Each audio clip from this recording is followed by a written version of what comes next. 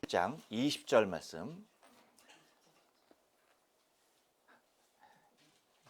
잘못 얘기했죠? 20장 17절 말씀.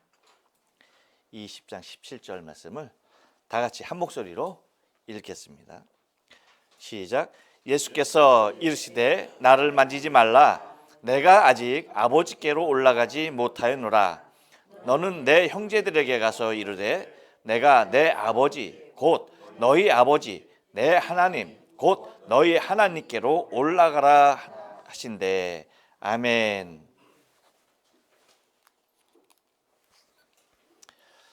오늘 요한복음 20장 17절 말씀을 가지고 가족관계라는 제목으로 말씀을 전합니다.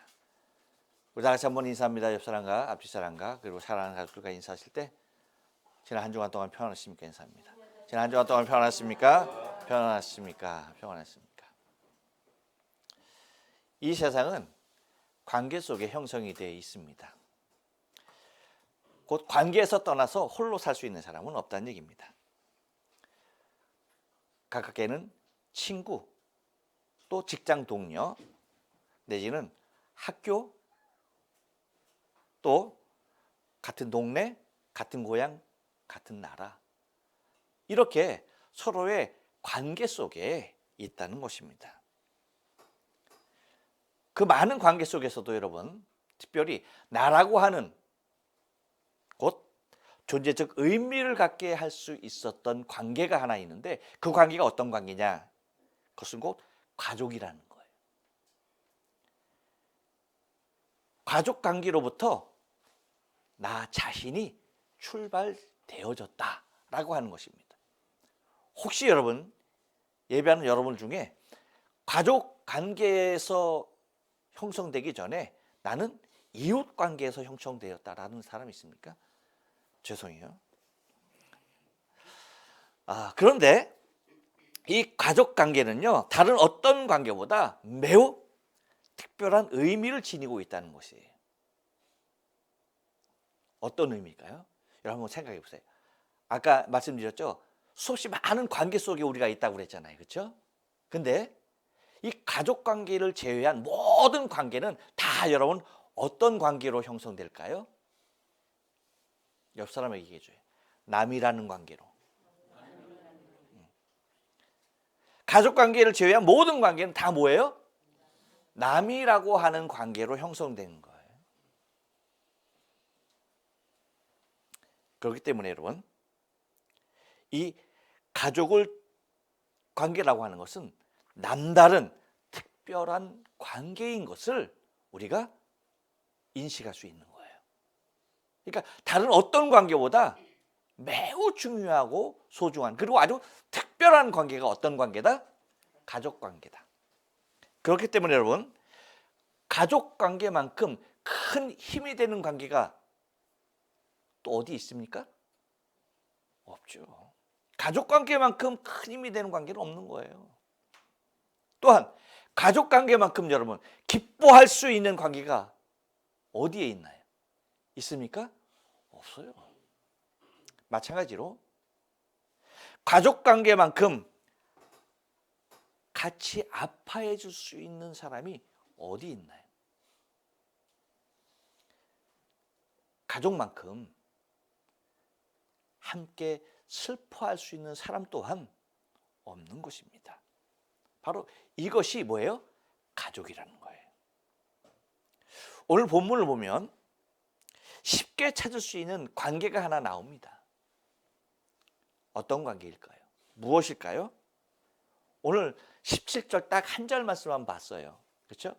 우리가 지난주에 15절부터 봤나요? 15절부터 18절까지 봤잖아요. 근데 딱 요 17절만 빼놓고 우리가 생각해 봤어요. 그래서 오늘 특별히 요 17절 말씀, 오늘 말씀을 드리는데, 이 17절 말씀 한 절 우리 다 같이 한번 다시 읽어볼까요? 시작. 예수께서 이르시되 나를 만지지 말라. 내가 아직 아버지께로 올라가지 못하였노라. 너는 내 형제들에게 가서 이르되 내가 내 아버지 곧 너희 아버지 내 하나님 곧 너희 하나님께로 올라가라 하라 하신대. 자, 우리가 다 같이 한번 읽어봤어요. 근데 여기에서 무엇이 나와요? 아버지, 내 형제들, 내 아버지, 너희 아버지, 내 하나님, 너희 하나님. 곧 뭐예요, 여러분? 가족관계예요, 가족관계. 가족관계를 제외한 그 어떤 관계도 안 나와요. 오직 뭐예요? 가족관계에 대해서 말씀하고 있는 것을 바라보게 됩니다. 그래서 여러분, 우리는 오늘 본문을 통하여서 우리가 생각하고 있는 가족관계와 주님의 가족관계를 생각하면서 은혜를 나누기를 원하는데요. 먼저 여러분, 막달라 마리아를 비롯한 우리가 생각하고 있는 일반적인 가족관계는 어떻습니까? 한번 따라서 합니다. 정적이고 육적인 가족관계입니다.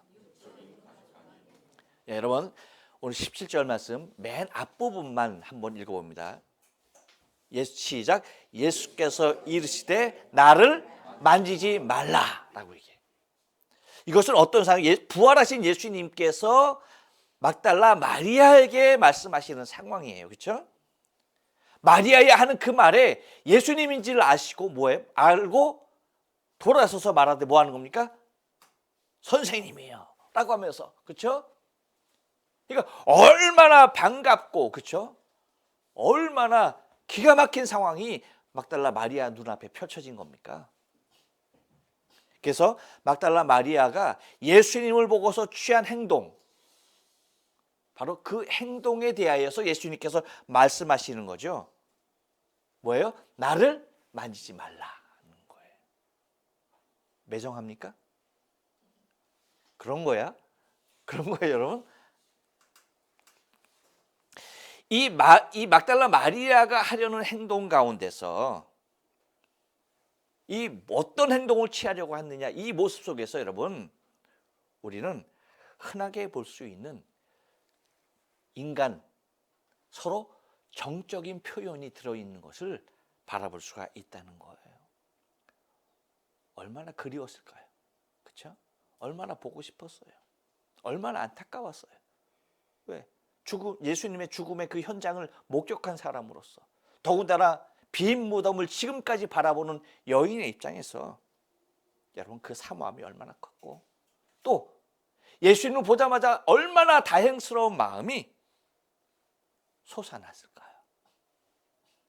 그러면서 나오는 당연하긴, 그렇죠? 육체적인 행동 아닙니까? 그래요, 안 그래요? 그렇습니다. 곧 당연히 예수님께 달려가서 예수님의 손을 붙잡고 예수님의 품에 안기어서 얼마나 기쁨의 눈물로 흐느끼고 싶었을까요?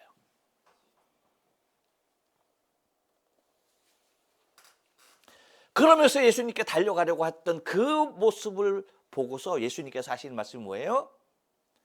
나를 만지지 말라는 거예요. 마리아는 그 감격 속에서 예수님께 달려가서 예수님을 붙잡고 싶은 그 모습 속에 동시에 어떤 생각이 들었을까요? 무엇을 떠올렸을까요? 여러분 같으면 어떤 생각이 들었을 거예요? 아, 이제 다시 예수님과 함께 살 수 있겠구나. 그 생각 안 들었겠어요? 또 언제 죽으시려나, 여러분, 그런 생각 했겠어요? 아니잖아. 아, 이제 다시 예수님과 옛날같이 다시 살 수 있겠구나라는 생각이 들지 않았겠어요? 당연히 들었던 생각입니다. 이 생각을 더 구체적으로 할 수밖에 없었던 상황을 막달라 마리아도 보았죠. 그것이 뭐예요? 베다니에서 마르다와 마리아의 오라비 나사로가 죽었다가 다시 살았죠. 예수님께 다시 살렸잖아요. 그리고 다시 살아난 나사로는 지금 어떻게 살고 있을까요? 그 삼남매가 얼마나 행복하게 살고 있어. 그러니 예수님이 다시 사신 그 모습을 보고 어떻겠어요? 어떤 생각이 들었겠어요? 아, 예수님과 계속해서 같이 행복하게 살 수 있겠구나 라는 생각은 당연했던 생각이죠.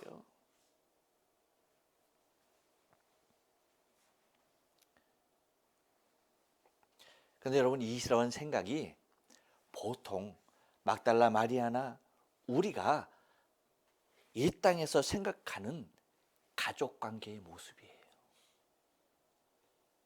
그렇죠? 어디에서 가족이라는 거야? 이 땅에서 우리의 생명이 살아있는 동안의 모습, 곧 그것을 육적이고 정적인 그러한 모습에서의 가족관계만을 생각하는 것이 우리의 보통의 가족관계의 개념이에요. 하지만 여러분, 주님이 생각하시는 가족관계는 어떻을까요? 한번 따라서 합니다. 하늘의 가족관계입니다. 17절 중상반절 말씀 보면 이렇게 얘기하죠. 내가 아직 아버지께로 올라가지 못하였노라 라고 얘기합니다.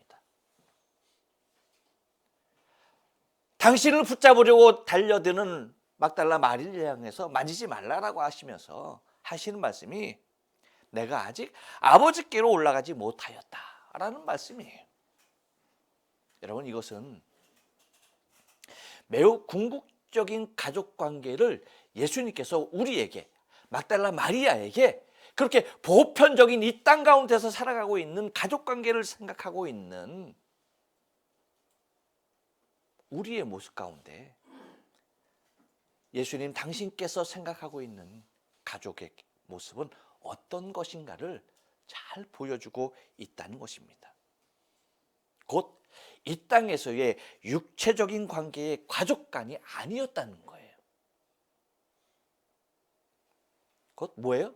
하늘에 계신 아버지에게로 가는 것이었어요. 하늘에 계신 아버지에게로 가는 것이 뭐예요? 예수님께서 바라보시는 궁극적인 가족관이었어요.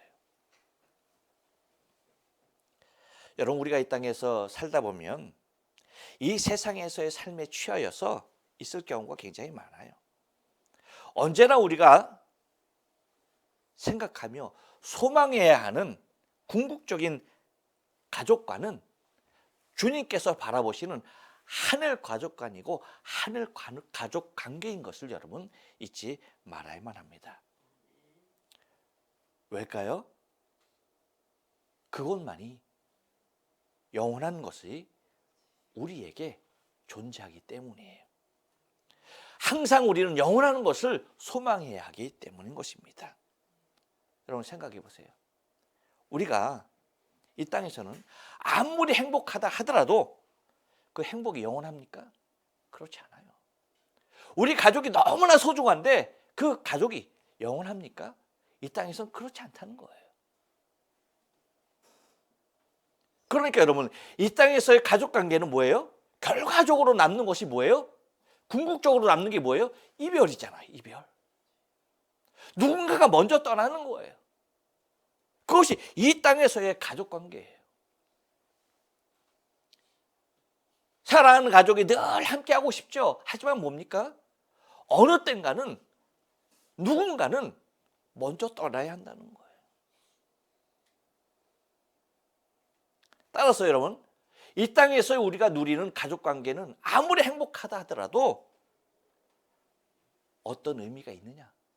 그 얘기예요. 반면 여러분, 우리가 아무리 불행하다 할지라도 이 땅에서는 영원하지 않는 것이에요. 그렇기 때문에 불행의 진정한 의미조차도 이 땅에서는 없는 거야. 불행이 영원하지 않거든요. 언젠간 끝나거든요. 그런데 아무리 행복한 일을 할지라도 또 아무리 불행한 일을 할지라도 이 땅에서는 별반의 의미가 없어요.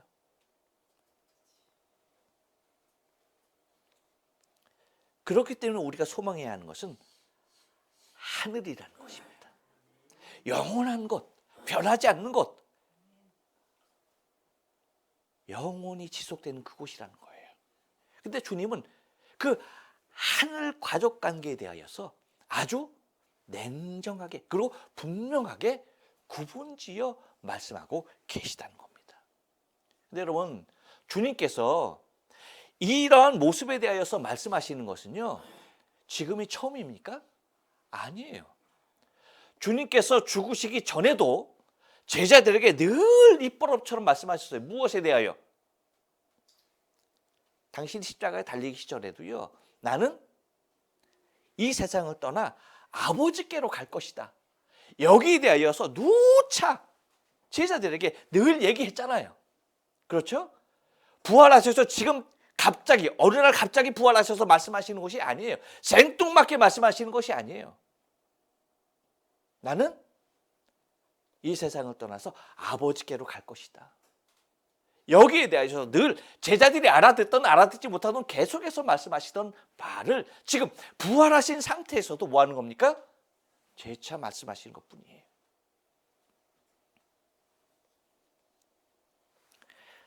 그래서 여러분 17절 하반절에서도 그렇게 말하잖아요. 내가 내 아버지 곧 내 아버지 내 하나님 곧 너희의 하나님께로 올라가라 하라 하신대라고 말씀하고 있는 거예요. 곧 예수님께서 말씀하시는 궁극적인 가족 관계는요. 하늘의 아버지와 함께하는 것입니다. 믿습니까? 할렐루야. 이것이 주님께서 바라보시는 궁극적인 가족관이에요. 바로 여러분 이 가족이 진정한 가족이고 궁극적인 하늘 가족인 것을 잊지 말아야 하는 것이에요. 이 땅에서의 가족은 아무리 소중하다 하더라도 헤어짐을 피할 길이 없는 것입니다. 가족이 아무리 아프고 힘들어도 내가 해줄 수 있는 일이 아무것도 없는 거예요. 요즘 시대가 좋아져서 전화기에 내가 보고 싶은 사람 언제든지 바라보면서 통화할 수 있잖아요. 저도 어머니하고 가끔 통화를 해요. 어제도 통화를 했어요. 근데 막 숨이 헐컥헐컥 차신 거야. 그래서 아유 왜 그렇게 숨이 차요? 그랬더니 하면서 저기 베란다에서 조금 쉬우는데 숨이 이제는 아무것도 못하게 살면서 힘들어 하시는 거예요.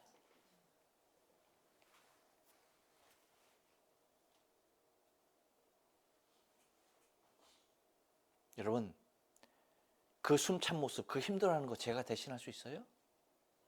아니잖아요. 정말 사랑하는 어머니인데 그냥 생각만 해도 눈물이 맺히는 그분인데 내가 대신 숨 차줄 수가 없는 거예요. 내가 대신 그 아픔을, 고통을 대신해 줄 수가 없는 거예요. 여러분 그렇기 때문에 우리가 소망해야 하는 것은 영원한 하늘 가족입니다. 이 땅에서 소중한 우리 가족 관계를 하늘의 영원한 가족 관계로 형성해야 할 이유가 여기에 있는 거예요.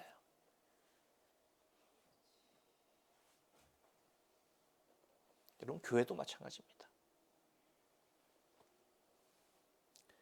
우리는 이 땅에서 같은 교회의 성도이지만 하늘에서는 또 뭐예요? 영원한 하늘 가족으로 있는 것입니다. 우리가 비록 여기에서는 뭐예요? 한 교회의 성도예요. 같이 형제자매된 하나님의 자녀들이에요. 하지만 하늘에서는 뭐예요? 하늘 가족이에요.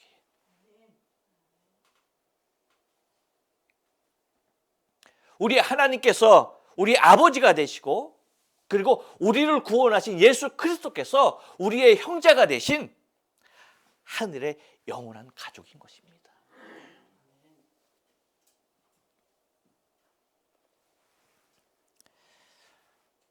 저에게 아주 나쁜 버릇이 하나 있어요. 그게 뭐냐면 제가 잘 버리지를 못해요. 뭐든지 다 끼고 있어야 돼. 절대 버리지 못해. 그래서 여러분 제 책상은 항상 뭐예요? 무덤처럼 돼 있죠. 이렇게 무덤처럼 이렇게 쌓여 있어요. 사실 보면은 쓸만한 게 아무것도 없고 다 버릴 거야. 그런데 절대 못 버려. 늘 이렇게 쌓아놔. 보이는 게 그 정도면 안 보이는 건 어떨까요, 여러분? 상상도 못할 정도로 엄청나게. 왜 못 버리느냐? 그 이유는 간단해요. 언젠가 꼭 쓰게 될 때가 있다는 거야. 그 생각 때문에 절대 못 버리는 거야. 근데 반면에 너무 잘 버리는 사람들이 있어. 쉽게 버리는 사람들 오면 야, 어떻게 저렇게 쉽게 버릴까? 막 그냥 막 버려. 제 누이하고 저하고 너무나 다르죠. 제 누이는요, 있는 거 막 뭐든지 다 버리는 거야. 다 버려. 싸그리 버려. 없어 당장 살 일이 있더라도 다 버려. 근데 저는 절대 못 버려. 오죽하면 제 아내가 늘 그냥 치우면서 속상해하는 것이 뭐예요? 이쑤시개. 이쑤시개 썼으면 버리면 될 것이지 왜 했다는 거야. 근데 내가 그 왜 못 버려요? 또 써야 되거든. 그 정도야. 그 정도로 내가 못 버려.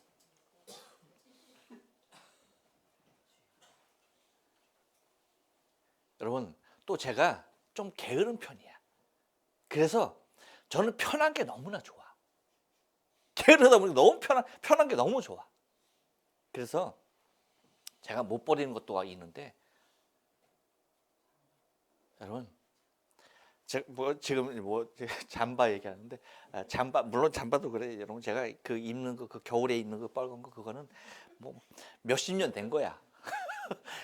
그거만 제가 참 이게 죄송하고 저한데 신발.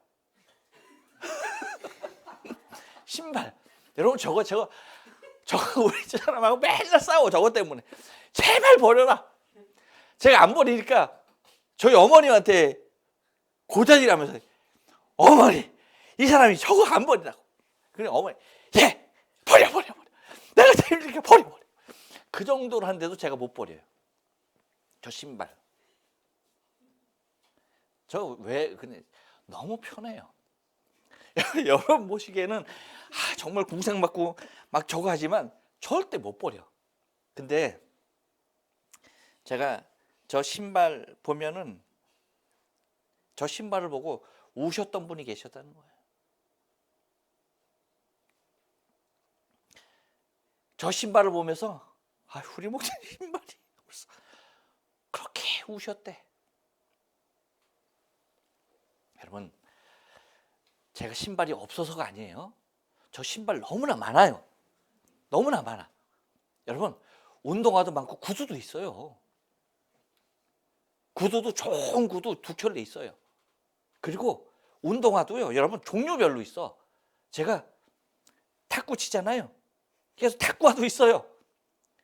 제가 테니스 치잖아요. 테니스화도 있어요. 지금은 볼링화도 있는데 볼링은 언제 했는지도 모르고 하여튼 있어요. 그리고 골프도 하잖아요. 골프화도 있어요. 없는 신발이 없어. 다 있어. 평소에 걸을 때 신는 신발도 다 있고요. 있어요.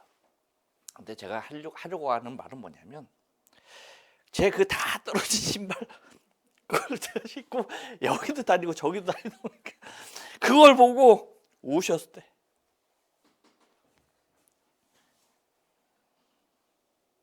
우리 목사님 신발이 그렇다고 그렇게 우셨대. 내가 그 말을 듣고 정말 너무나 그 말 듣고 내가 당장 버리고 싶은데 버려야 되는데 못 버려. 저거 여러분 그냥 신으면요, 물론 다 떨어져 갖고 막 이게 발가락이 막 나와요 옆으로.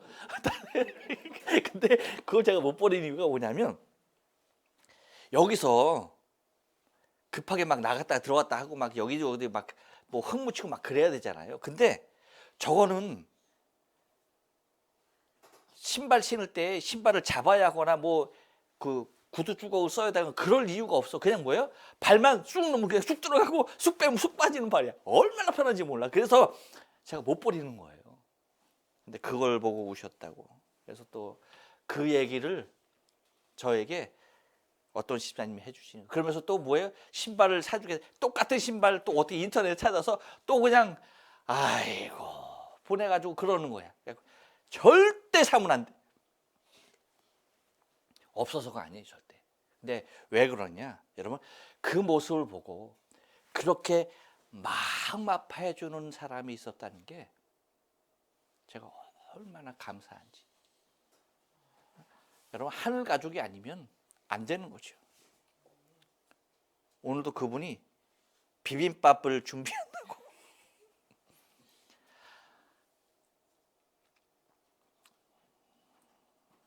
비빔밥 해주시겠다고, 성도들 섬기겠다고, 비빔밥도 그냥 비빔밥이 아니라 돌솥 비빔밥 섬기겠다고 오늘 다른 차를 갖고 오셨어. 짐이 많아서 그 큰 안익기 차로는 안 들어가고 다른 차로 짐을 다 이삿짐을 싸왔어. 집 이삿짐을 싸오셨어. 그것뿐만 아니라 냉이를 보고서는 이것도 성도들 다 먹는 그 기쁨이, 그걸 생각해서 뭐 하는 거예요? 일 다 팽개치고 그 냉이 집중해서 다 냉이 캐갖고 오셨어. 자, 그걸 보면서 여러분, 그냥 이 땅에서 맺어진 성도의 관계라면요 절대 그렇게 못해요. 뭐예요? 하늘 가족이에요. 하늘 가족. 우리가 이 땅에서만 관계 맺고 살아가는 성도의 관계가 아닌, 정말 우리가 영원히 구할 하나님의 나라, 그 하늘나라, 그곳에서의 가족인 것을 여러분 우리가 기억하고 있어야 되는 거예요. 주님께서 생각하시고 주님께서 바라보신 가족 관계가 바로 이 하늘 가족 관계였다는 사실을 여러분 잊지 말아야 돼요. 한 번 더 따라서 합니다. 같은 아버지와 같은 하나님의 가족입니다. 17절 하반절 말씀 보면 이렇게 얘기하죠. 너는 내 형제들에게 가서 뭐예요? 이르되 내가 내 아버지 곧 뭐예요? 너희 아버지 내 하나님 곧 너희 하나님에게로 올라가라 하라 하신대 라고 얘기합니다. 여러분, 예나 지금이나 부모에게 있어서 가장 속상한 일들이 무엇일까요? 자식들의 일 아니겠습니까? 그렇지 않나요? 그렇기 때문에 사실 이태원의 사고가 우리가 더욱더 가슴 아픈 일이, 젊은이들 그들에게 거의 다 부모가 있을 만한 세대였다는 거죠.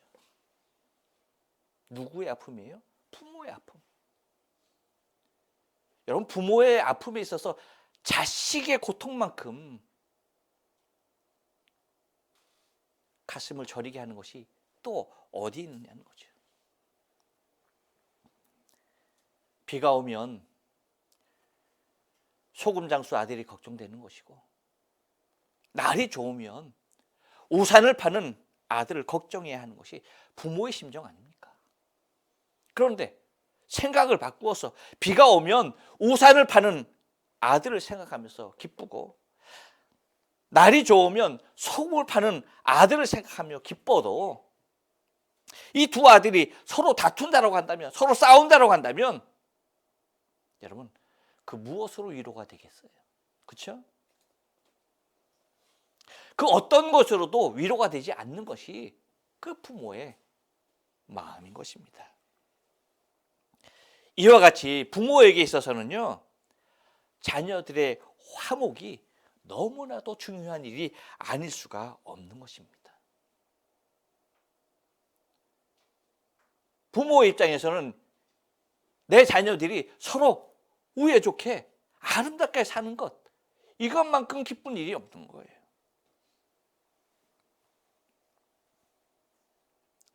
그래서 주님이 뭐라고 말하십니까? 서로 사랑하라. 내가 너희를 사랑한 것 같이 너희도 서로 사랑하라. 그렇죠? 왜 서로 사랑하라는 거예요? 그것이 하나님 아버지께서 가장 기뻐하시는 일이기 때문이에요. 그래서 여러분, 주님께서는 마리아에게 이렇게 말합니다. 뭐라고요? 너는 누구에게? 내 형제들에게 가서라고 얘기해요. 누구에게 가서? 내 형제들에게 가서라고 말씀하십니다. 제자들을 향해서 무엇라고 칭하는 거예요? 나의 형제라고 얘기하는 것입니다. 그런데 여러분, 예수님께서 전에는 제자들에게 형제라는 말을 썼어요? 안 썼어요? 안 썼어요. 어떤 말을 썼습니까? 친구라고 했어요. 친구. 기억하십니까, 여러분? 요한복음 15장에서 분명히 말씀하시죠. 사람이 요한복음 15장 13절에서 이렇게 말하죠. 사람이 친구를 위하여 자기 몫을 버리면 이에서 더 큰 사랑이 없나니라고 얘기해요. 그렇죠? 곧 그러니까 예수님 당신께서 친구된 우리를 위하여서 당신을 희생하시겠다라는 말씀이죠.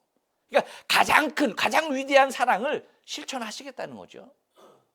그리고 14절에서는 이렇게 말씀하십니다. 너희는 내가 명하는 대로 행하면 곧 뭐예요? 나의 친구라라고 얘기해요. 내가 명하는 대로 너희가 행한다라고 한다면 너희는 나의 친구다라고 얘기합니다. 형제라고 얘기하지 않았어요. 근데 여러분 이제는 뭐라고 말씀하십니까? 제자들을 향하여서 내 형제들이라고 얘기해요. 이유가 뭘까요? 제자들이 여러분 이제는 당신의 피를 나눈 당신의 피로 이어진 형제가 된 것입니다.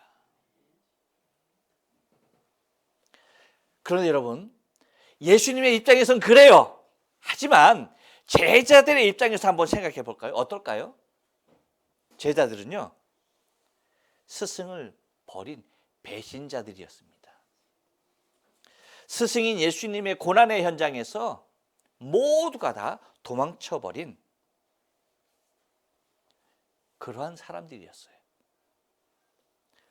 제자들 스스로 자신의 무능과 배신의 부담으로 주님 뵐 명목이 없는 겁니다. 주님을 볼 수 있는 그런 면목이 아무것도 없는 거예요. 그런데 막달라 마리아의 말을 듣고 예수님의 시신이 없어졌다는 말을 듣고 달려가는 무덤을 향해서 달려가는 두 제자의 마음은 어떠실까요? 최소한 책망은 감수하고 달려가지 않았을까요? 이렇게 부담이 있는 모든 제자들이 이렇게 스스로 부담을 갖고 스스로 책망하고 스스로 배신자라고 느낄 수밖에 없는 그런 상황에서 예수님께서 막달라 마리아를 통하여서 제자들을 내 형제라고 하면서 전하는 말은 무엇이겠냐라고 하는 거예요. 너희는 각오하고 있어라 이 말이 아닙니다. 그렇죠? 너희는 그때 왜 그랬니? 어떻게 그럴 수 있니? 너희가 정말 내 제자가 맞니? 이런 말이 아니라는 거예요. 주님의 내 형제들에게라는 말은요. 그들을 원망하거나 질책하거나 책임을 묻는 것에 대하여 일체 거론하지 않는다는 거예요. 이것이 내 형제에게라고 말씀하시는 주님의 가족 관계에 있어서 핵심인 것입니다. 여러분 남과의 관계 속에서는요. 남과 형성된 관계 속에서는요. 얼마든지 그 책임을 뭐예요? 따질 수도 있고 물을 수도 있는 거예요. 얼마든지 자잘못을 따지면서 책망도 하고 잘못에 대한 질책도 할 수가 있는 것입니다. 그것이 책벌의 차원에서든지 아니면 훈계의 차원에서도 그렇고요. 바른 교훈의 차원에서도 충분히 그럴 수가 있는 것입니다. 하지만 우리가 기억해야 할 것은요. 가족의 관계에서는 이 모든 것이 다 배제된다는 것이에요. 이유가 뭔지 아십니까? 너의 책임도, 너의 잘못도, 너의 실수도 다 뭐예요? 나의 책임이요, 나의 실수요, 나의 잘못이기 때문입니다. 이것이 가족 관계의 모습이에요. 이민사회가 미국으로 이민 가는 이민사회가 한창일 때에 여러분 실제적인 사건이 우리의 가슴을 아프게 하지 않습니까? 여러분 우리가 잘 아는 대로 미국이라는 곳은 미성년자 아이들 집에 혼자 두고 외출할 수 없어요. 반드시 누군가가 있어야 하는 겁니다. 그런데 엄마 아버지는 뭐예요? 나가서 일하면서 돈 벌어야 하는 것에 바쁜 거죠. 타국 생활이 그렇잖아요. 그러니까 아이를 봐줄 할머니가 그래서 아이들을 봐주는 거예요. 근데 아이들을 봐주는 과정에서 여러분 24시간 눈에 담고 있을 수가 없잖아. 근데 뭐예요? 이 아이가 집안에서 사고로 죽게 되는 거죠.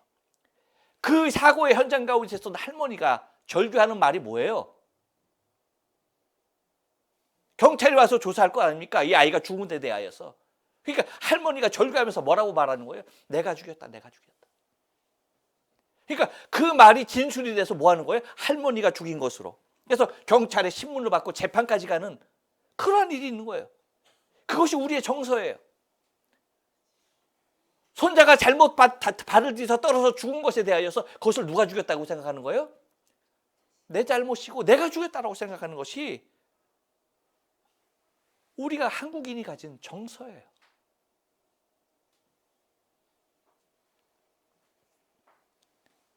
근데 여러분 이 정서는 매우 성경적이에요. 얼마나 아름다운 것인지 몰라. 곧 뭐예요? 네 책임이 아니야. 누구 책임이야? 나의 책임이야. 너의 잘못이 아니야. 나의 잘못이야. 너의 실수가 아니야. 누구의 실수야? 나의 실수야. 이것이 가족 간에 이루어지는 관계 속에서 형성되어지는 모습이라는 거예요. 그렇기 때문에 여러분 가족에게는 이미 다 성장한 자녀와 부모와 형제 사이에서는요 절대 미안하다 이런 말 사용해서는 안 되는 거예요. 너 왜 그랬니? 너 때문에 그랬어. 왜 그래? 라고서 이렇게 따져서도 안 되는 것이 가족관계의 일이에요.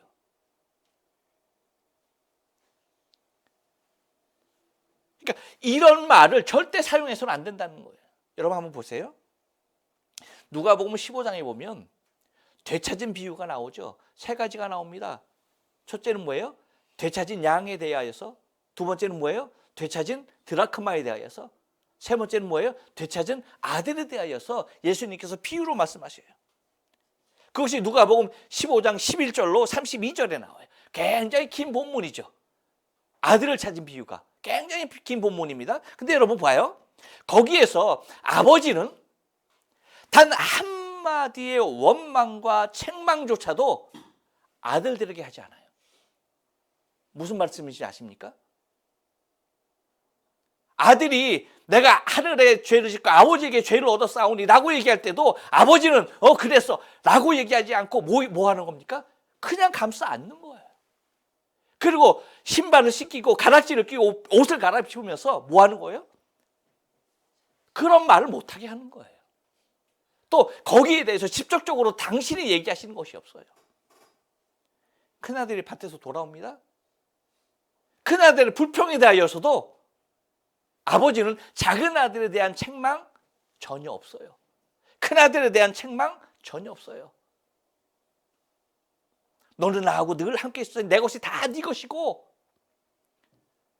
이 작은 아들은 죽었다가 다시 살았고 잃었다가 다시 찾지 않았니? 라고 하면서 그러니까 함께 기뻐하자라고 얘기하는 겁니다.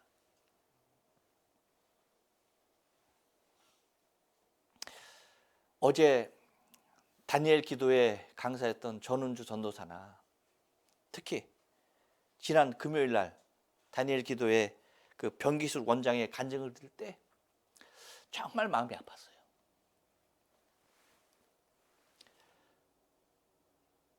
태어나서 단 한 번도 한 발자국도 걸어보지 못한 불쌍한 아이에게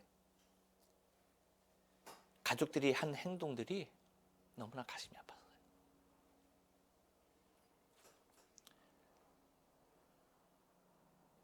한 발자국도 걷지 못한 이 아이는 가족에게서 정말 들어서는 안 될 말을 너무나 많이 들었던 거예요.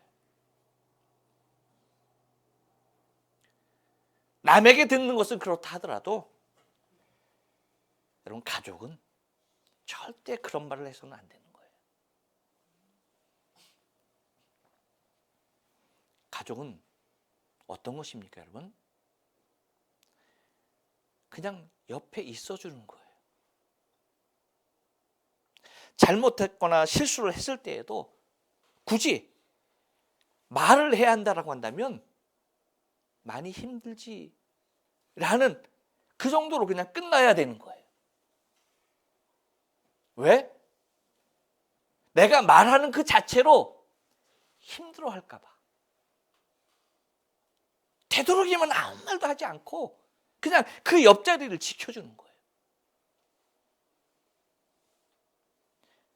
많은 말이 필요치 않습니다. 너의 마음을 다 안다라고 하면서 이러쿵 저러쿵 얘기해 주는 거, 그거 옳은 모습 아니에요. 그냥 말 없이 옆에서 지켜주는 거예요. 네가 나의 가족이라는 것만으로도 기쁘다는 것을 말 없이 인지시켜주는 것이 가족의 모습이에요. 이것이 가족입니다. 그렇기 때문에 여러분, 예수님은요, 하늘의 아버지가 나의 아버지, 너의 아버지요, 하늘의 하나님이 나의 하나님, 너의 하나님이 되시는 것을 아시는 주님이 제자들을 향하여서 내 형제들이라고 말하시는 것입니다. 이것은 곧 화해의 표현인 내 형제들에게라는 말로 그 어떤 책임도, 그 어떤 원망도, 그 어떤 질책도 없이 만나는 거예요. 왜요? 이것이 아버지께서 가장 기뻐하실 형제들의 관계이기 때문이에요. 곧 같은 하늘의 가족인 것을, 같은 아버지와 같은 하나님의 가족임을 우리 예수님께서 밝히시고 있는 거예요. 바라긴 여러분, 우리는 한 교회의 성도이기도 하지만 또는 한 가정의 가족이기도 하지만 꼭 기억해야 하실 것은 주님께서 갖고 계신 가족관입니다. 어떤 가족이에요? 하늘 가족이에요. 언젠간 다 이별을 해야 하는 이 땅에서의 가족도 중요하지만 언젠가 우리의 모든 관계가 다 뿔뿔이 흩어질 이 땅에서의 가족 관계가 아닌, 헤어짐도 없고 이별도 없고 영원히 그 관계가 이어질 하늘 가족 관계에 있다는 사실을 여러분 잊지 마시고요. 주님께서 가진 하늘 관계의 소망이 저와 여러분의 신앙의 삶 가운데, 또한 주님께서 우리를 부르시는 그 순간까지 하늘 가족인 것을 늘 기억하시고 주님 바라보시고 하늘 아버지 소망하시고 살아갈 수 있는 아름다운 그리스도 사랑, 형제를 가진 우리의 신앙의 삶 되길 주님의 거룩하신 이름으로 축원합니다. 기도하십니다.